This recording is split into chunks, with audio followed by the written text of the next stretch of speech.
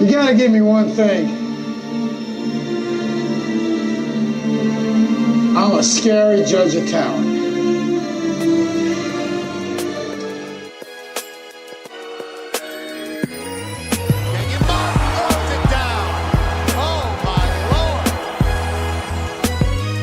Adolphus Washington back-to-back plays. The Detroit Pistons select Luke Kennard from Duke University.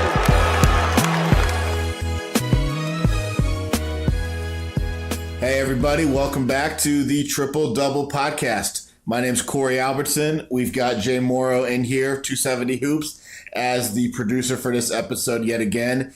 And based on last weekend being Super Bowl weekend, one of the biggest gambling weekends of the year, probably the biggest gambling weekend of the year, we're going back by popular demand for our second gambling episode. We've got repeat guest, also back by super popular demand. We've got Doug R. Doug, what's going on, brother? Not a whole lot, just a boring Thursday right now. Hanging out in Reno, Nevada, just trying to see what's what, huh? Pretty much, it's we've had winter's kind of hit us here the past couple weeks, so it was about 55 sunny for like 3 weeks there in the middle of January, and now we've got the winter temperatures rolling in, so back to sort of feeling like Cincinnati or something like that right now. I hear you. Well, we had you on here, a couple months ago now? And everyone seemed to really like the episode. And, Josh and I had some speaking parts, but you kind of dominated the episode with some stories and basically just the whole degenerate lifestyle. And everyone I've talked to just wanted to hear more from you. So, we wanted to hop in today and, we thought we'd just kind of let you open here with just kind of any statement you've got on what's been going on in the gambling world in your life. Well, the only thing going on in my life is my lease is up here in about a month in Reno, so I'll most likely be moving to Vegas mid-March, maybe late March, sometime around there. I might stay in Reno. I like Reno. It's not Vegas. It's not, it's not South Florida. It's not LA. It's kind of unique. It's got the same lax, I wouldn't call it lax, but, Nevada has been the forefront of gambling for, 100 years. So they kind of got everything ironed out as far as like rules in the casino, drinking in the casino, those type of laws that are pretty good. You don't have the hustle and bustle of Vegas, like up here in Reno, but, it's kind of unique. It's nothing like Vegas, other than the fact that you can bet games, you can, drinking's free if you're gambling, all the good things about Vegas we have in Reno. We just don't have the mecca of, entertainment like Vegas is. Well, and moving to Vegas as a poker player is very interesting dynamic, and I'm glad you mentioned it because it gets me into the first thing I wanted to talk to you about. So I was in Cleveland a month ago now at a basketball event, and I was talking to somebody, and he knows that I play poker, and he was getting into some type of analogy, trying to explain something to me, and he goes, explaining basically levels of competition, how in basketball, like getting to the NBA, you want to keep moving up levels to always play against the best, and that's how you make your name, by playing against the best in high school, college, and the NBA. And he said, it's like poker, you want to play against the best. And I was explaining to him, well, actually in poker, it's almost the complete opposite, because in poker, playing against the best players lowers your chances at winning, because you're playing against equally skilled people. You want to be in a situation where you're playing against people who aren't as skilled as you. You have edge in the game, and it increases your chance to make money. So, like, as a poker player, what attracts you to moving to Vegas, where there's a lot of professional players in the games? The only thing I can say about that is you are right. It's sort of like I can't put a number on it or something like that, but you definitely gotta test yourself against better competition. You just shouldn't do it all the time, because there's no, obviously if I go out and I play basketball with a bunch of D1 level guys, I'm not going to, I'm just going to be getting trashed, and I'll just eventually quit. Like, to think of a basketball term, I'll just quit. Like, if I don't win with, let's say I play 10 times, and if I don't win 2 or 3 of those times, like, I'll probably just quit, So you definitely don't want to be playing in games that are above your level of play too often. I mean, you definitely want to be talking to those players or emulating those players or, just observing those players to see how you can improve your skills and conduct yourself, and further your skills. But obviously you want to be playing in games. The biggest edge you can have, in my opinion, in poker, especially live poker, is acting like you're not a good player, like acting like you're just a fool. So you kind of like go under the radar, and people just think you're just some lunatic that came in off the streets, or wherever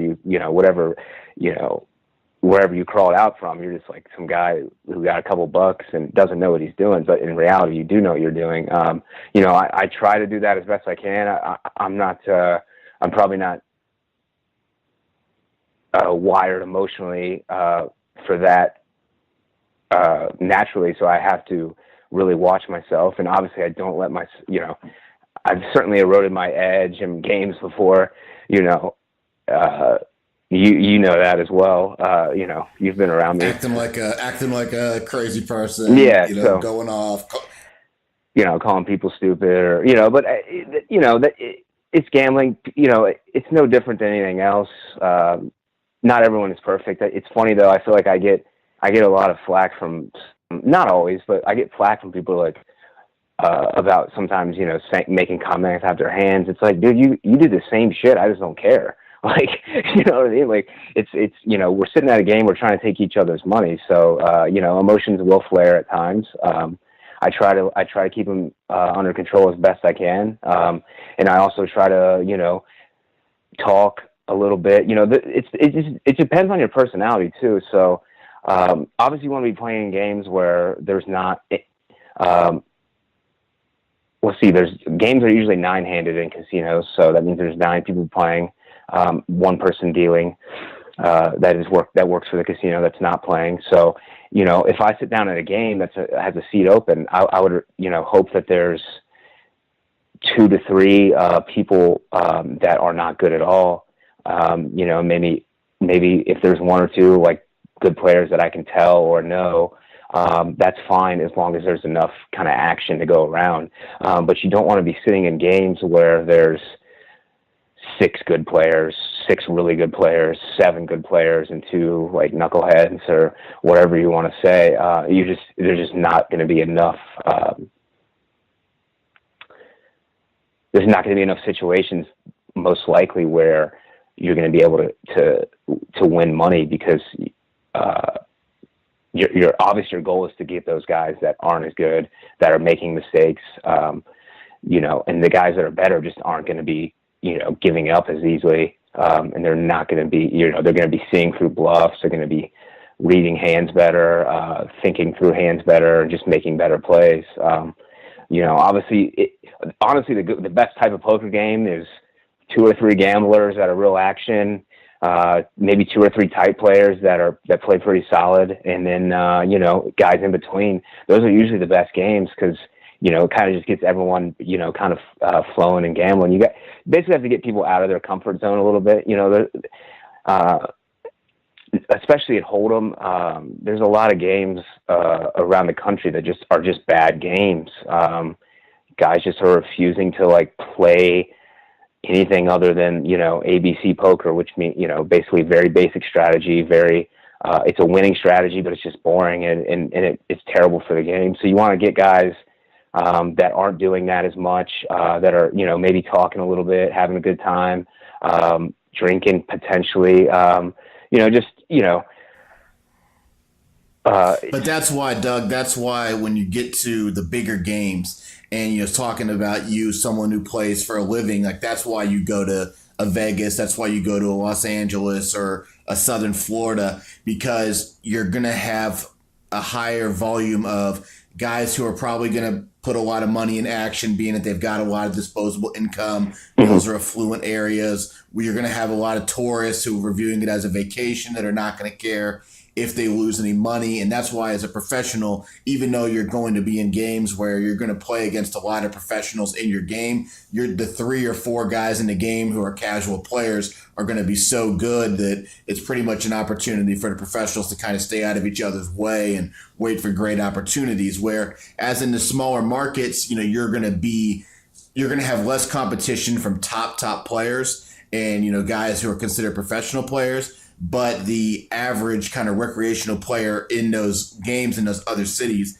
probably doesn't have the disposable income to play as loose and aggressive and kind of play for fun. They're really kind of playing to break even. Whereas, you've got to exploit your edge. And that's why what I wanted you to talk about is as you get to bigger games, whether it's in home games, whether it's in casinos, the top professionals, the player pool obviously shrinks as you get to bigger games. So the top professionals, as much as they play poker, they also spend a lot of time networking, trying to put together games and making sure that while they want to win money in those big games, that those big games are fun and entertaining for the quote unquote fun players that are recreational players.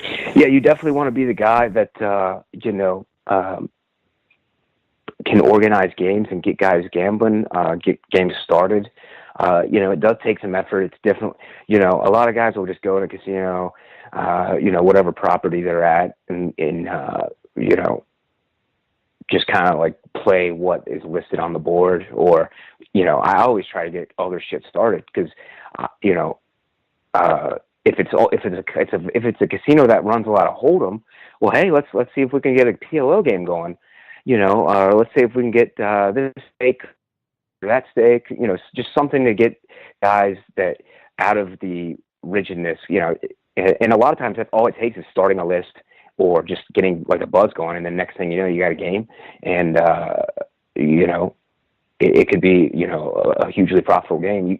You definitely need to be, as far as home games or sort of like not necessarily private games, but exclusive games. I mean, I know you guys got some stuff going on in Cincinnati. I don't know if it's still going on, but even good players, you have to be able to like talk a little shit, take some jokes, tell jokes, basically have fun because, some of these guys that are lawyers, that are, entrepreneurs that, or wherever, higher up positions that have money, that want to come in and have fun, get away. They don't want to have rules. They don't want to be told how to act. They want to come in the game. They want to gamble and they want to have fun. They want to get away from any sort of like corporate world rules and any stuff like that. They don't want to hear like nonsense math. They want to gamble. They want to talk shit. They want to tell stories.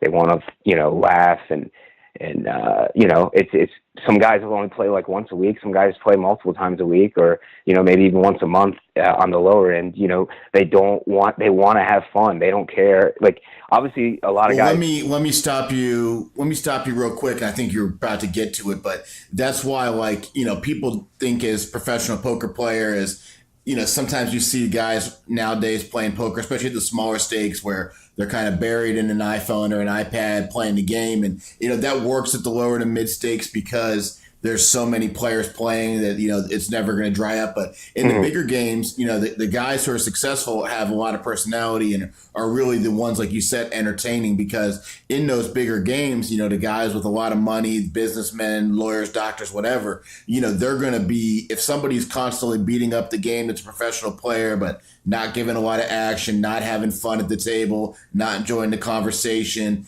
they're going to get froze out, and the businessmen are going to do whatever they can to keep those guys out of future games.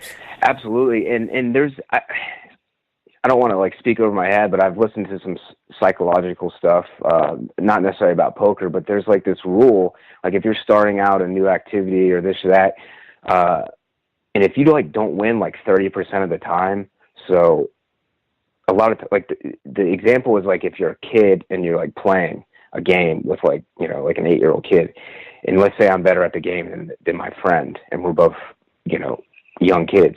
If he doesn't win 30% of the time, like he's not coming back to play with me. Then I'll have nobody to play with. So it kind of translates to poker the same way. If you don't, if you just like constantly take the money from the loose action players, like, and think only short term, like you're ruining the long term. Obviously, like a lot of these guys that maybe are listening to this podcast might not know like the classic line from Rounders, but you can shear a sheep many times, but you can skin them only once. I see so many guys skinning the sheep. He pulls out the Rounders. But it's funny. That's what you see. You're laughing because it's funny to no, us. it's a good quote. It's just funny, but it's also like so pure like because like there's been so many times where I've seen guys like really get raked over the coals, and then they're not. You don't see them for 3 months. You don't see them for 6 months, and it's just like yeah. But it's a razor edge. Trying to navigate those systems, but well, let me give you an example without naming names here, but when the Cincinnati casino first opened, there was a guy, big money guy, blows literally more than $100,000 a year playing slots, and he plays a lot of poker, and they get him to come in the game, and he's used to playing no limit Texas Hold'em, and they get him to play a 4-card variant of poker called Omaha. He's never played before, and they beat him out of like $50,000 in one night, a couple guys. Well, what happens? Instead of him losing a few thousand, $2,000-$3,000 a night, every night, 3 times a week for the whole year, he lost that $150,000. He didn't come back to play poker for over 2 years. And that's exactly the thing with poker is, guys who play poker, who do any form of gambling, the biggest thing, one of the big terms in gambling is long term.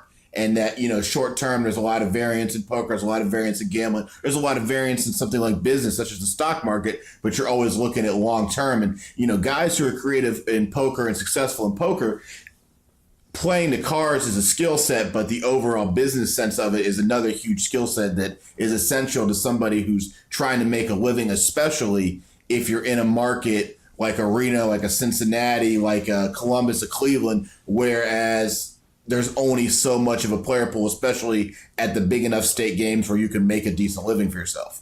Right. Yeah. I mean, I think it's changed now because they changed the game, but like, for a while at this lowest state game in Cincinnati, you could barely make 15 an hour long term, even being a stellar player in that game. But now they changed it, so some of these small games are just really tough. So, you got to get up in the middle stakes to really be able to kind of get out from underneath the bottom and kind of be able to breathe in the gambling world. I made some mistakes with money management, and I caught myself in the bottom, and it's not fun. But the bottom's not fun on any level. The bottom's not fun in the corporate world. It's not fun, and But if you can make it out, you learn a lot, and then you obviously don't want to go back. So you learn mistakes. One of the toughest things in poker is the kind of mental fortitude when things are going bad, to kind of pick yourself up. And the common mistake that people fall into, and I've certainly done this, and I mean, I'm not playing for a living, so it's a little different financial situation for me, but when you're going through a losing streak, it's easy to say, well, I'm just going to play in a bigger game. Because if I play in a bigger game and I win, well, I'm going to make money back that I lost playing in a medium-sized game. And in reality, especially somebody like you it's your primary source of income, what you've got to do is actually go play in a smaller game. And that sucks because you're going to make less money per hour, even if you're winning in that game because it's a smaller game by nature. But that's the sound decision. And it takes a lot of lack of ego, a lot of humility. Yeah. And especially in a small market, it's viewed as embarrassing, and it shouldn't be, but it's part of life. And like dealing with the losing, like the best poker players in the world might lose 25% of the time, 30% of sessions. And you've got to really be able to get through that shit and keep playing. And it's one of the most difficult things where there are so few professions in life where you can lose huge chunks of your net worth in one single day, whereas most people, if they had a bad day at work, things went bad, but they didn't actually lose money. And outside of maybe the stock market, a couple other things, poker is one where you can absolutely lose money on a daily basis, and it weighs on you emotionally even when you go home. Yeah, so there's just an inherent luck factor in poker too that can just run against you, and you might not do anything wrong for like 2 weeks in a row and just get killed. But what really sucks is when you make mistakes, like that you could, you make bad plays, or you do this or that, which you are supposed to not do, like the right play, or you make mistakes that you just lack of focus, or just frustrating. That's what's really frustrating. That's what really kills. Compounding. I think compounding mistakes is the biggest one. Is allowing yourself to get frustrated by something going wrong, whether it was your fault or not your fault, but allowing that to compound into basically a downward spiral. Yeah, it would be like if you're on like to do a basketball reference, it'd be like maybe you turn the ball over and then you're frustrated, and then you foul a guy in the next possession, just make even more mistakes. It's like, no, just you turn it over, reset, let's go. You lost yesterday, reset, play good today, you're playing it. As long as you're playing in good games that you can win in, the long term will be there. It's just a psychological thing. The short term poker, the short term like losing is just so brutal sometimes, especially like. So I try and look at like motivational stuff or kind of mindset stuff. Like mindset meditation is, I'm not a meditation guy, but mindset's so big. Have you ever heard of former Navy SEAL named Jocko Willink? Yeah, it's funny you bring him up. He's basically one of my go-to. I've been listening to his podcast for, I don't know when I found out about it, but 2 years probably, off and on. Yeah, I mean, I have his book, one of his books, Extreme Ownership.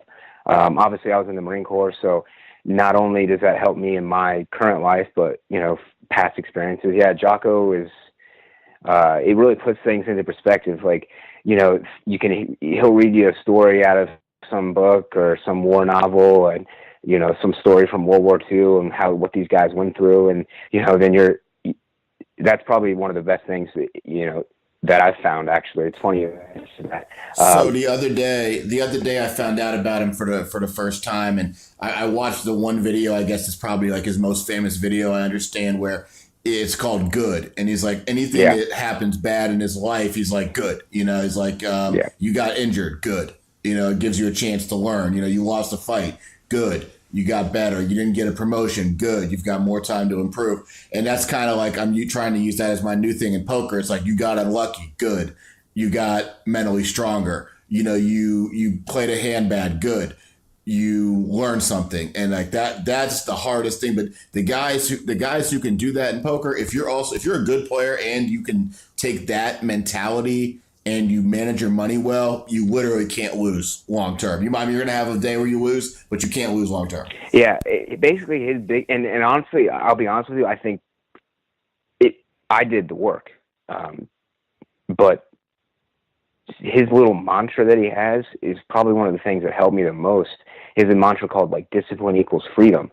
So, let's say you fuck up, you blow this goes for anybody, but let's say you screw up, whatever your situation is. Well, the only way to get out of that hole is to, work hard and discipline yourself, not fuck off. And then eventually you'll get up. So it's like a mantra, discipline equals freedom.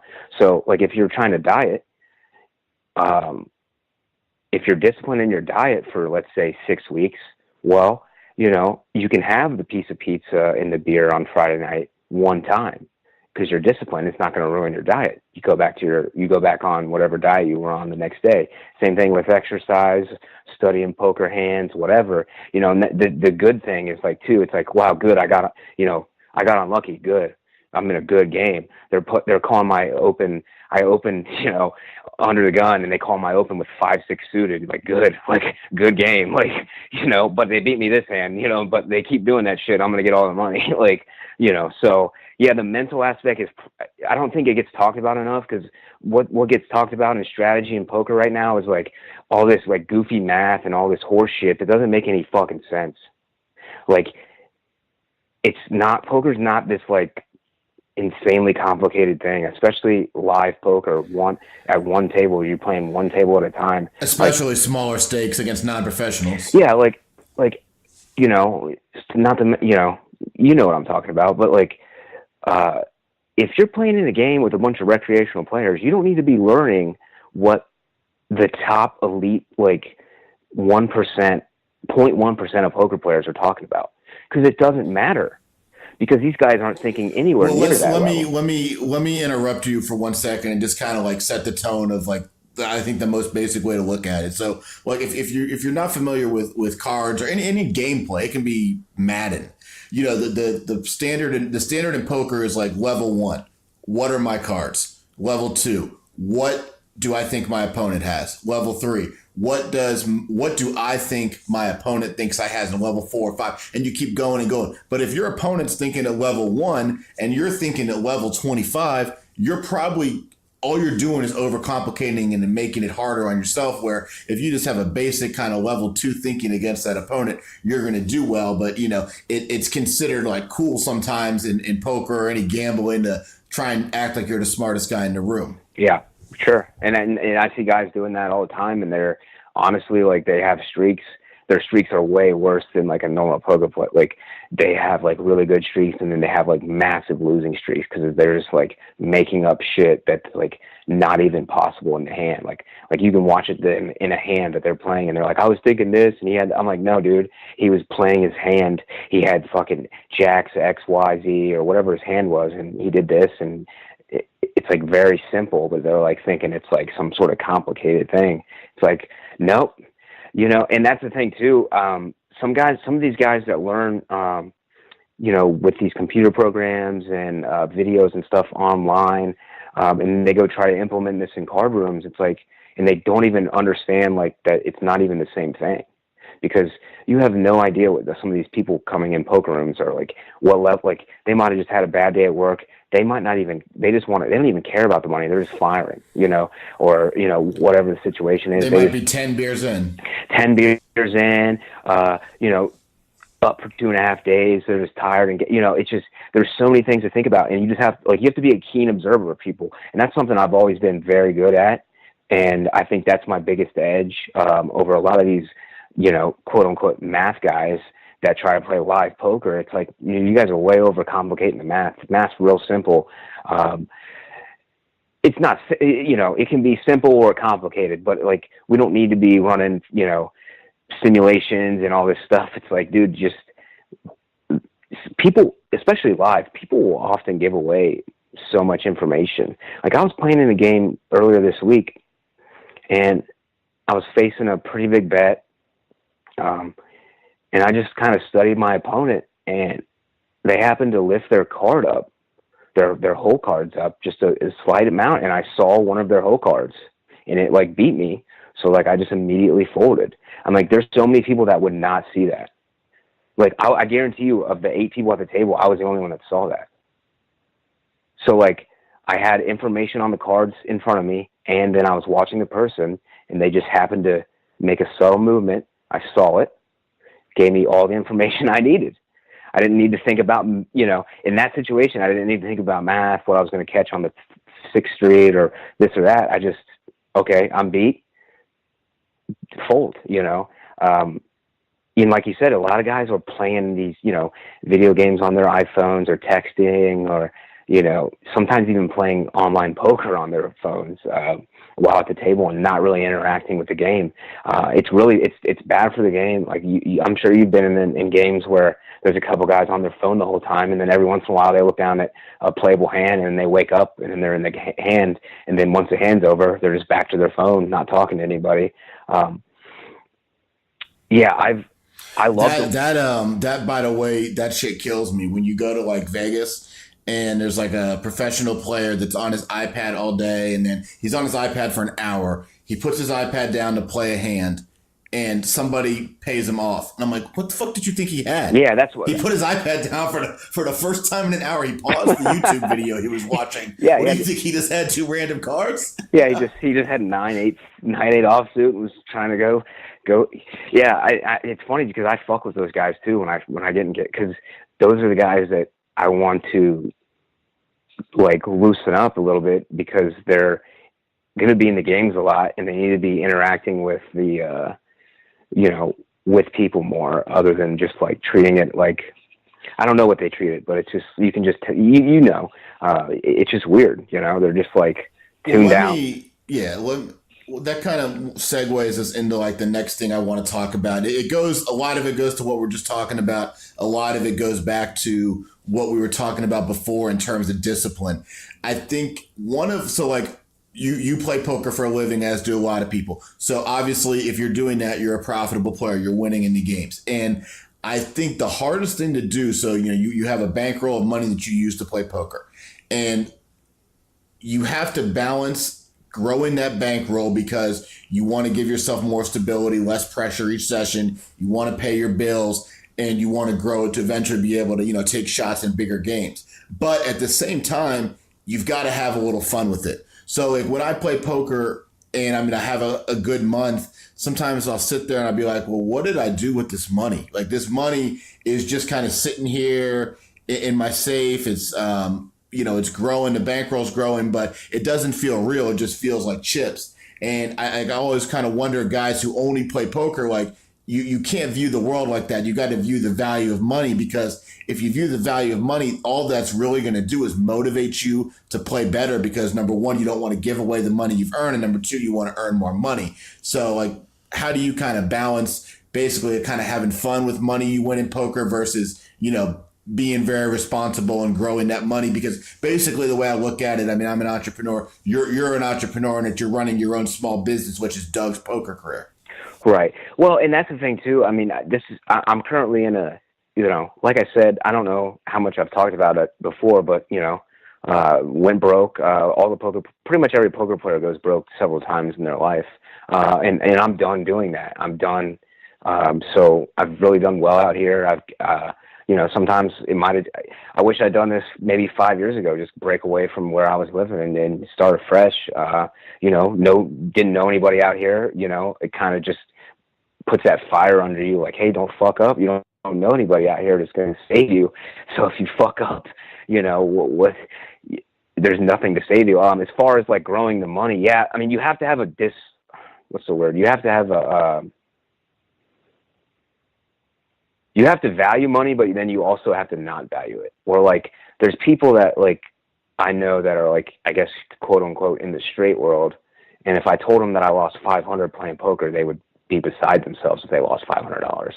Or me, it's just like, yeah. And a lot of them are going to say that, and they've got a lot of money, and they still say that. Right? Yeah, they probably have more money than me, even. Definitely have more money than me, even in some of these cases. And they're like, but it's like, dude, I gamble every day almost. Like, there's like, since I've been especially the last 6 months, like I literally gamble almost every day on something.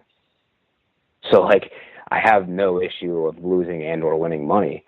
I think I had a pretty good session one time, and somebody was like, man, like 4 or 5 months ago. And it's like, they were kind of like shocked at, the win or whatever. And I was just like, they were kind of like taken aback that I wasn't excited. And I was just like, I didn't really say much, but it's like, there's nothing I can really say. Like, this shit happens all the time, but it also happens, you have losses and wins all the time. So obviously it's a good win. You're pumped up, but like, you're not going to, celebrate too hard because it's like just a Tuesday. But if you don't do something fun with the money sometimes, or, basically take the money and do something non-gambling related, like I said, I'm just big on the fact that I think it turns into like, you're thinking of it like coins in a video game as opposed to real dollars. Well, it's funny you say that, because I've had the situation out here. I've just grown my bankroll so much, and I would just like be in my house and like, or I come home from a night and just like, mainly because of the legal marijuana out here, I get high and I would just think about like, what the fuck? Like, I would just look at like a stack of like 10,000 and be like, what the fuck is this? Like, why do I have, like, you know what I mean? And the same thing with like online, a lot of guys, but if you have 10,000 in cash, most people are like, what in the hell are you doing with 10,000 in cash? Like, why are you flying to LA with 10,000 in cash? Or like, what are you like going to like, but it's like, yeah, it's just a tool. Money's a tool. But at the same, you're right. I do travel a lot. I love enjoying, I eat well. I'm single, so like I don't have a lot of expenses. So I do enjoy the money. I'm not buying but I enjoy it on like low scale levels. Like I'll eat steak dinners or I'll have nice food. I'll spend money that way. I'm not blowing it like a lot of poker players that get some money or have a tournament score or have a good 6 months or whatever. They blow it on a car, blow it on a house, and the next thing you know, they're they're busted by fucking. Well, without really going into too much detail, if you don't want to, but we have somebody acquaintance, and he's a buddy of yours, and he won like 120,000 in a big tournament, a couple years ago, and what happened to that money in the next couple of weeks at the casino? Just couldn't control. There's some guys have that gear, they just can't control themselves. Especially if you go from like, imagine your bankroll is at like 5 to 10,000, and you just crush for like on a weekend, dude, on a whim, just randomly, you go up to a tournament and you win fucking 130,000 or whatever it was, and you have that. You don't you don't have discipline. You don't have you don't have the mental fortitude. Like you just get in a frenzy and you just start gambling on everything: sports, craps, fucking table games, everything. And it's like, dude, if I ever have a big score, if I ever a 6-figure score like that, like a lot of I'm gonna make some like investments where even if the investment might lose me money, at least it's locked up. Like let's say you win 120,000, you could buy 10 cars and just like try to flip them. It's a lot harder to lose 10. It's a lot harder to lose a car at a casino than it is to lose 10,000 in cash. 10 times or whatever, but if you're running in the casino with 10,000 in cash and you can't control yourself, you don't have discipline, well, the casino is probably going to get it, or somebody else is, one of the poker players, or, you're going to blow it at a blackjack table. So yeah, I mean, you definitely have to, it's definitely a fine line. And what's sick, a lot of those guys that are really good also are really bad at managing their money. So, it's all like shifting gears. But also too, as far as like, if you go to a poker game, let's say the buy-in is 300, well, you better have 5,000 at minimum, I think, to play in a 300 buy-in game, especially in a no limit hold'em. A lot of people would say, you need to have way more than that. I disagree, because that's just personal experience. If I have a bankroll of 30,000, why the fuck do I want to play in a $300 buy-in game? You're probably not going to play your best, right? Yeah, it's a little bit too small, so that's a problem too for a lot of poker players, being in between stakes live, because like, especially if you've been doing this a while, sitting in that game and grinding out, $100 win over like 4 hours is like pretty, granted, if you look at it from an hourly perspective, it's like $25 an hour, but it's just, sometimes it can labor on you mentally. So it's, back to the mental game. There's definitely like a lot of things with bankroll management or money management that get people in trouble. But also, well, it's like you said with discipline. I mean, if you're playing in something really small, you're never challenging yourself. You're never really stimulating your mind. It's going to become like, people think it's always going to be fun. It's going to stop being fun, and you're eventually your performance is going to suffer, and it's going to be like basically just having like an assembly line job at that point, which is why I've never been a big fan. You're going to disagree with this, but I've never been a big fan of online poker for that reason. Like, it just gets so robotic that like I'd rather be working my regular job than playing cards at that level. Yeah, well, that's my thing too, and that's kind of a situation where, and that's why I'm most likely going to move to Vegas, because there's so much variety for me. And we might get in the weeds a little bit with some of your listeners. Like I like to play a lot of different games other than Hold'em. So Vegas is kind of, there's a couple of properties that if it don't really cater to Hold'em, they cater to Omaha and some other type of games. So that's what I'm most interested in now, because Hold'em is getting pretty boring in a lot of places. I enjoy Hold'em. I also enjoy, other games more. Some guys are just straight Hold'em players, and it's like, kind of boring, and it's also very robotic, and it's not as interesting. And like you say, it does become a grind. And like I said, if I have X amount bankroll and the games that I'm a little bit maybe underrolled for bigger games, shit, man, I might just take 3 months off and try to find like a part-time job or do this or that, and maybe only play a couple nights a week. I mean, I have done that before. It's just, it's not necessarily because I'm down on money or anything. It's just, I'm just frustrated with poker, and it's just something to take your mind off it, be fresh. I mean, that's the biggest thing too, is being fresh and learning new things. I mean, I'm sure I'm sure in your job, you're fucking steamed all the time. Like, man, this sucks. And then you maybe have a good day and it's back, Same thing with poker. You can have like down periods and you're like, man, I don't even think I want to do this anymore. And then something happens, sparks you. And but that's like literally with anything. But poker, it's really frustrating because, if you get in a bad habit, in a bad mental state, you're just losing money, and it's just even worse. Like, it's like the sky is falling all the time. It's just terrible. Right. Well, no doubt. Well, I'll tell you this, man. We talked yesterday. We had a kind of script on how this would go, and everybody like that gave me feedback was like, man, like Doug is a fucking savage. Like, you went deep, man. You really showed the other side of Doug. So like now, if we do a third episode, like there's going to be an in between. But what keeps the people coming back, man? Like we did all the deep shit. We just talked about that. Some psychology, which like I really like psychology stuff, but everybody's going to be mad if we don't, get a couple fun moments in. So you told me you were going to prepare a couple stories. Yeah, well, I mean, I got some, like I said, the Super Bowl was Sunday. So I've never been, I don't think I've ever been outside of either Ohio or in a fucking foreign country when the Super Bowl was happening. So it was my first time being in a gambling, being in a sports book during the Super Bowl in a casino. I think I played at maybe I might have played at Jack on one Super Bowl, but a lot of times the Super Bowl was just kind of like family parties or friends parties or whatever.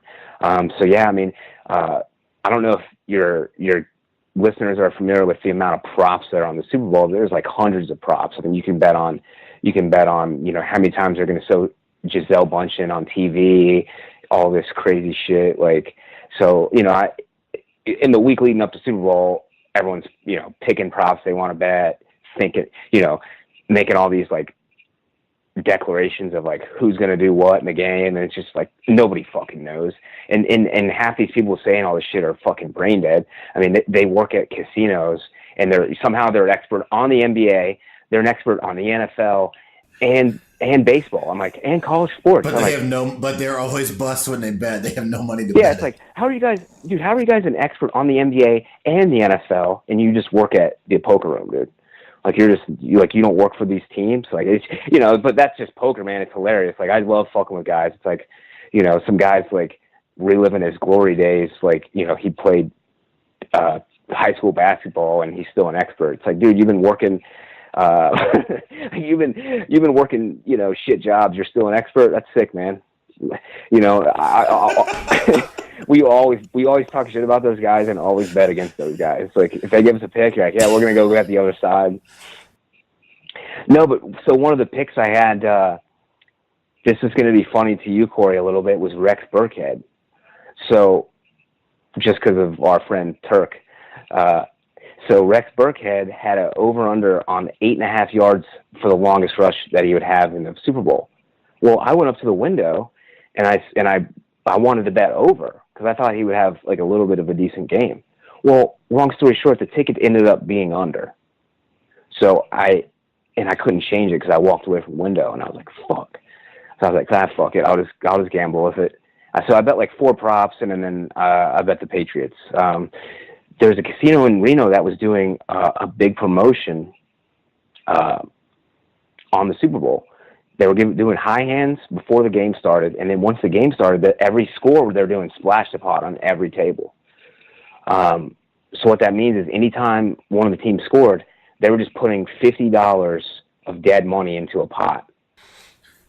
It didn't work out as well as it could have. Yeah, we ran awful, and we were just like, we were steamed, dude, because like we ran terrible because there was no scoring. And not only were they doing so, like they missed 2 field goals, so that's like $50 on every table. $100. Yeah, right. But if they scored a touchdown and they got the extra point, that was you get 2 50s. So any touchdown got us 100. So like we just ran awful. Well, you know, we're playing and everyone's talking shit. You know, it's a Super Bowl. It's a pretty good atmosphere. This story might not be funny, but it's kind of sick because of how I lost. So I wanted to bet Rex Burkhead over. Turns out I have the under. The game works out perfectly for me. Rex Burkhead had like a 5-yard rush was the longest rush. He was like 5 for 17, 5 for 20, like 6 for 25. Like, and then the Patriots get that pick, and then and the whole time they were giving the ball to that other guy, like Shawn Michael, I think, or they were giving the ball not to Rex Burkhead, like in the last part of the game. So they get the pick and they're driving again, and all they're doing is like basically running out the clock. They have like a 10-point lead or whatever, right? Well, they take the other guy out and put Rex Burkhead in, and he rips off a 26-yarder to scoop me. And I was just so beside myself, like, just like, fuck. Like, and I had another prop. I'm sure you handled it. You handled it like a gentleman. Right? Oh, yeah, I was going off, dude. It was Super Bowl Sunday. I got fucking calmed up, like, you know. And what was sick is I had another prop. I had Brady throw a touchdown pass in the fourth quarter, which I thought that was like free money. And then... Yeah, before the game, it sounds like free money. Yeah, and then I still had a chance. Gronk had that catch. He was 2 yards away, you know. Whatever. But it's funny, too, with sports, like, I'll just say dumb shit when I know somebody had a big bet, like on the Rams. Like, the other night we were playing, and I go, did the Patriots win the Super Bowl? Just to needle the guy that lost, you know? It's like, you know, shit like that. But I play in this mixed game up here in Reno Monday nights. It's a dealer's choice game. The only game we don't play is no limit hold'em. That's like the one rule. It's like nobody can call no limit hold'em. So what we do is we play 8 hands of a game somebody picks, and then once that's over, we rotate to the next person and they pick the game. I'm a staple in the game. The game's pretty fun. There's a lot of characters in the game. I'm definitely one of the more known characters in the game, especially since I've been to town. But there's a woman in the game who is in her 70s, and she was a lawyer and a colonel in the Army, and she just said a lot of outlandish things. Like, we have the personalities that like really clash. It's really fun. It's really hilarious when she's in the game. Cause I'll get on tilt and like say things, and then she'll like jab me. And it's a lot of like fun shit. I hope people enjoy it, in the game. I'm pretty sure they do, but it's hard to tell sometimes. But certain people laugh and other people don't. They're like, think that I'm going to run her off. I'm like, dude, she's a millionaire. She comes in here. I'm not running her off. Well, we've gone at it before, right? And you would love it. You would love this shit, but she says a lot of like outlandish things that kind of piss me off. So like, I'm always like trying to check her. Cause like, she kind of like brags about like the military and stuff. And it's like, listen, she talked about Vietnam, and I'm like, listen, you weren't in Vietnam, all right? You were there. Just relax, okay? So whatever. So there was a hand that goes down. We're playing a stud variant, and I wasn't really directing it towards anyone. I was just upset about the way the hand broke down, and I kind of got pushed out of the hand because of the way the cards fell. And I made a comment like, it wasn't directed towards her. I just said, man, this was a ridiculous hand. And she kind of like took it and ran with it. And it just escalated from there. So what I did was they let me buy in for whatever. Like, I think I had a couple hundred in front of me. I was like, give me 2,000. So they bring over 2,000 to me, and I just start potting it and raising it every hand. I go, I'm just going to bust you, Valerie, before so we can get out, so you can leave and we'll just have a real game. So we start going back and forth. She starts bragging about how much money she has and how much little money I don't have. And she says something about, I was like, well, anytime you want to gamble for poker, like, we'll play. Then you can just, like, if you have as much money as you say you do, then I guess you'll just bust me and I'll go away. And, I was like kind of owning her in the poker sense, and then another guy was chiming in talking shit. I go, look, man, you only got 200 in front of you. You can't say shit either. I got 2,000 in front of me. Come get it. Like, I was just like going off. It was hilarious. And she makes a comment at one point and she goes, you know what, Doug? I'll put my portfolio up against your portfolio any day. And I just started laughing. I go, that's great, Valerie. I don't even have a fucking portfolio. So, like, great. I'm just like, what the she was like trying to, like, she was like trying to like big time me with a portfolio. I was like, yeah, I don't care. Like, you're like, it's just like. Speaking of you arguing with old people, do you remember in LA when we were both in that game and you were arguing with that one old guy who he was being a dick and you kept on telling him it's cool, you'll probably be dead in a couple of weeks? I used to have that on film because I recorded that at the table and I sent it to a bunch of people, but I can't find it anymore. God, dude, that was, it's funny. I was thinking about that. I literally got that guy kicked. Like, because I went down there in January or in December. He wasn't there. Like, I think I got that guy. I think I got that guy kicked out, like banned from the commerce, dude, which is awesome. Because usually I'm the one getting. Which is usually because I'm usually the one getting banned. You're not banned. Oh, you're banned from what? The state of Indiana, or you're only banned from one property? I would be. I just Lawrenceburg, Indiana. You're not. You're a persona non grata though. Yeah. There's another feller I know that is barred from many casinos in the region of the Ohio River Valley. He cannot gamble in any legal gambling establishments. Well, you got to do what you got to do.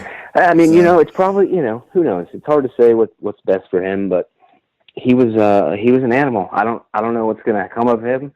He might just be one of those guys that just does a bunch of crazy shit in his life and passes on, and then all he wants to do is just be remembered as that man. You remember that crazy fucker who used to do all this shit? Like, I feel like that's what he wants. Like, that's his whole shtick. He's not because he knows that he should be saving money or playing, but he's just just be crazy, just kind of like some of these like entertainers, like the Artie Langs of the world. He's kind of like one of those guys. He's got some Artie Lang in him. That's hilarious. Right. Dude. Well, we'll definitely talk about that next time. Definitely want to wrap this up before it gets too long. But, guys, that was my boy Doug from Cincinnati, now in Reno. We're going to do more of these. That was the second gambling episode. And want to thank Jay Morrow, as always, for his role. My name's Corey Albertson. Now it's the Triple Double Podcast.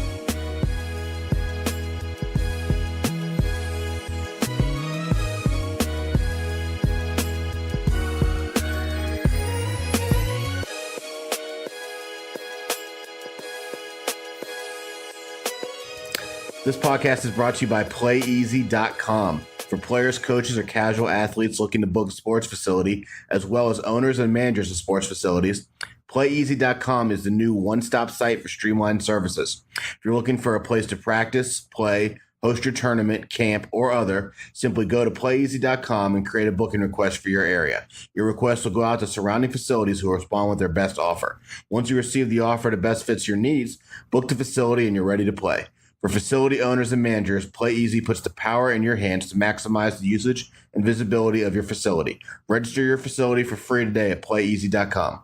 PlayEasy.com is the booking site built by athletes, coaches, and facility managers, and is proud to help bring you the Triple Double Podcast. This podcast is also brought to you by Anago Cleaning Systems. Are you tired of struggling in a dead-end job?